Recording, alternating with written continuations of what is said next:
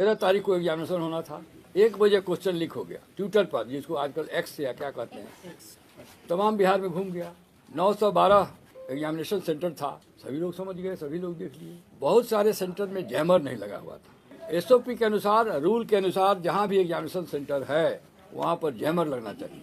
ज़्यादातर स्टेशनों पर जैमर नहीं लगा, जहाँ लगा भी वहाँ बिजली कट गई कुछ समय के लिए, 2, 4, 5, 10 मिनट ही काफ़ी होता है। एसओपी के अनुसार बिजली नहीं कटना चाहिए।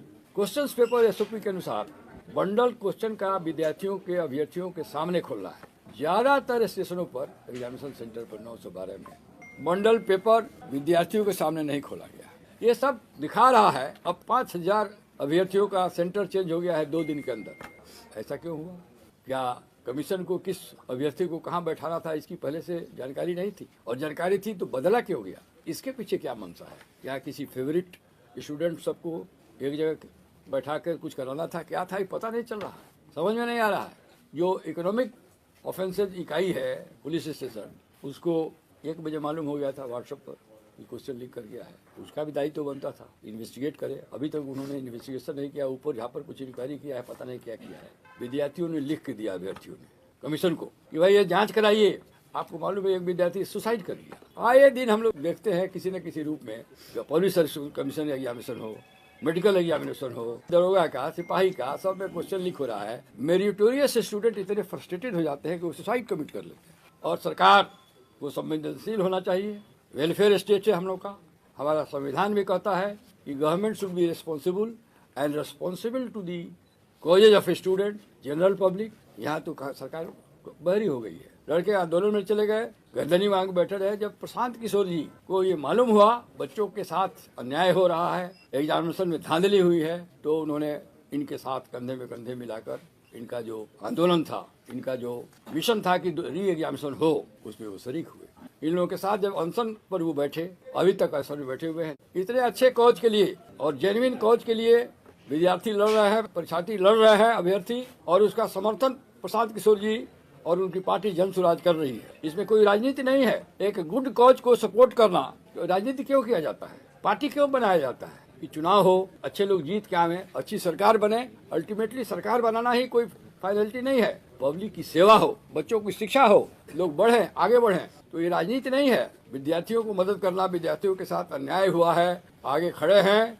और अन्य राजनीतिक दलों को भी उन्होंने आह्वान दिया है कि आप भी आइए और इस मुहिम में विद्यार्थियों के साथ होइए। लेकिन कान जू नहीं रहा, सरकार के कान भी जू नहीं रहा। इंक्वायरी न कमीशन कराती है, न सरकार कराया। इकोनॉमिक ऑफेंसेस पुलिस स्टेशन जो है वो भी नहीं करा रही है। अब विद्यार्थियों के पास कोई चारा नहीं रहा। विद्यार्थियों, हम लोग से मिले, विद्यार्थियों में ये जो पप्पू जी हैं यहाँ बैठे हुए हैं, पप्पू कुमार, और इनका एलियस नाम है किंकर कुमार या क्या, राम कश्यप, और सब विद्यार्थी आए।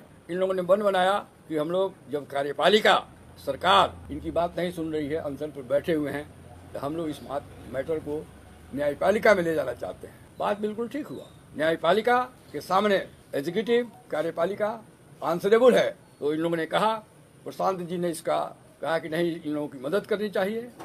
और प्रशांत जी के सहयोग और निर्देश और जन स्वराज की पार्टी के लोगों का, अब उसमें से देखिए बैठे हुए हमारे यहाँ किशोर जी जो जनरल सेक्रेटरी हैं, इन्होंने कागज पत्तर सब इकट्ठा किया।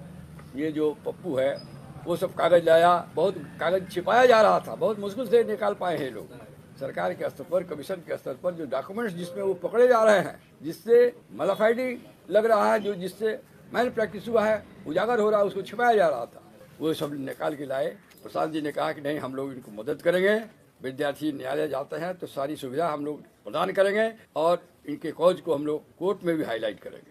तो मेरे जूनियर, हमारी जो लीगल टीम है, प्रणव कुमार है, अभी तो नहीं है, सृष्टि सिंह है, देवाशीष गिरी हैं, ये लोग मिल के और किशोर जी और वो पप्पू जी मिल के सब अपना ड्राफ्ट वगैरह बनाए।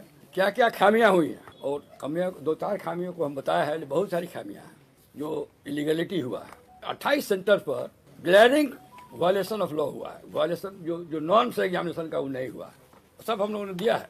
कहीं पर इन्विजिलेटर ही नहीं गए, कहीं पर क्वेश्चन पेपर ही समय से नहीं पहुंचा, कहीं पर लेट एग्जामिनेशन शुरू हुआ, किसी किसी स्टेशन पर बायोमेट्रिक्स नहीं हुआ जो कि मैंडेटरी है। कुछ स्टेशन पर तो टीचर्स ही परीक्षार्थी को मदद कर रहे थे, हेल्प कर रहे थे। और some of the invigilator themselves were prompting answers to the at some station. ये सब लिखे हुए बातों को रिप्रेजेंटेशन कमीशन को भी दिया गया है विद्यार्थियों द्वारा, सरकार में भी दिया गया है, लेकिन किसी ने कुछ।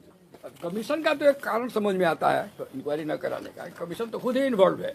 कमीशन का फेल्योर है, डेलिबरेट फेल्योर है या ऐसे फेल्योर है, लेकिन ये बात अवश्य लगता है कि कमीशन का कहीं न कहीं कुछ लोग इसमें जरूर इन्वॉल्व हैं। अब जांच होती तब न पता चलता है कि कौन है। अब बापू एग्जामिनेशन सेंटर पर तो सरकार स्वयं ही मान ली है, कमीशन स्वयं ही मान लिया है कि जहाँ 173 क्वेश्चन सेट्स ऑफ क्वेश्चन गया 192 होना चाहिए था, ऐसा कैसे हो गया। तो बापू सेंटर एक ही सेंटर पर ये लोग मान रहा है कि फैक्ट ये है कि एविडेंस डायरेक्ट एविडेंस दिया है, रिट पिटीशन में लिखा हुआ है, सरकार के पदाधिकारी कमीशन पढ़ रहे रिट को, उनको इसको सर्विस किया जा चुका है, उनको मिल चुका है, इसकी नोटिस दी जा चुकी है। पढ़ें तो समझ जाएंगे कि 28 सेंटर पर तो अपरेंटली लगता है माल प्रैक्टिस हुआ है, रूल नहीं फॉलो हुआ है और स्कोप ऑफ मैनिपुलेशन है, मैनूवरिंग है, सब दिखाई दे रहा है।